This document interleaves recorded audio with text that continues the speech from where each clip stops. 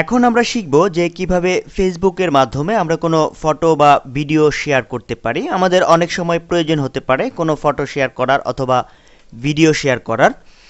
তো ফটো বা video share করতে হলে আমাদের হোম মেনুতে আসতে হবে। দেন এখান থেকে আমরা একটি লিঙ্ক দেখতে পাবো, অ্যাড ফটো অর ভিডিও। আমরা এই লিঙ্কটিতে ক্লিক করছি।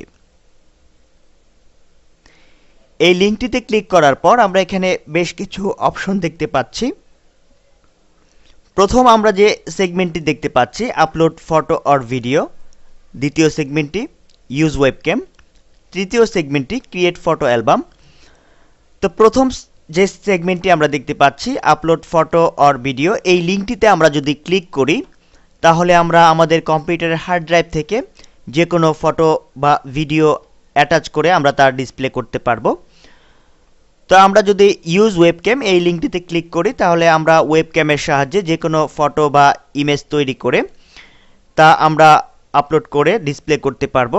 তো ক্রিয়েট ফটো অ্যালবাম এই লিঙ্কটিতে আমরা যদি ক্লিক করি তাহলে একাধিক ফটো একসাথে আমরা আপলোড করে তা প্রদর্শন করতে পারবো। তো যাই হোক, এখন আমরা আপলোড ফটো অর ভিডিও এই লিঙ্কটিতে ক্লিক করছি।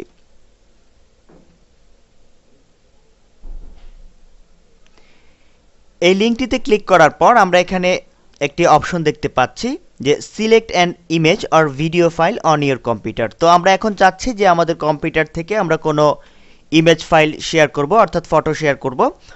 তো আমরা ব্রাউজ এই বাটনটিতে ক্লিক করছি। এই বাটনটিতে ক্লিক করার পর আমরা আমাদের হার্ড ড্রাইভ থেকে যে কোনো ইমেজ সিলেক্ট করে দেব। সাপোজ আমরা এখান থেকে এই ইমেজটি সিলেক্ট করে দেন ওপেন এই বাটনটিতে ক্লিক করছি।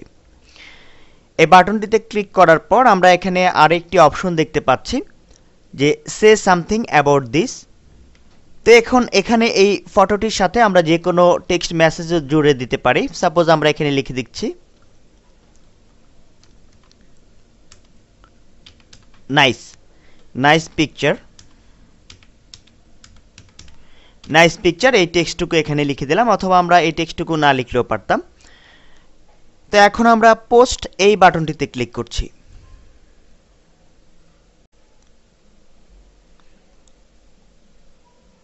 আমরা দেখতে পাচ্ছি আমাদের ফটোটি অলরেডি আপলোড হয়েছে এবং এখানে চলে এসেছে। আমরা এখানে আমাদের ফটোটি ডিসপ্লে হতে দেখতে পাচ্ছি।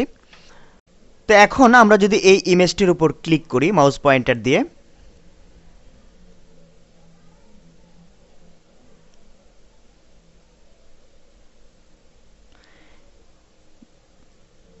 দেন আমরা এই ইমেজটি এখানে ফুল সাইজে অর্থাৎ খুব বড় আকারে দেখতে পাবো।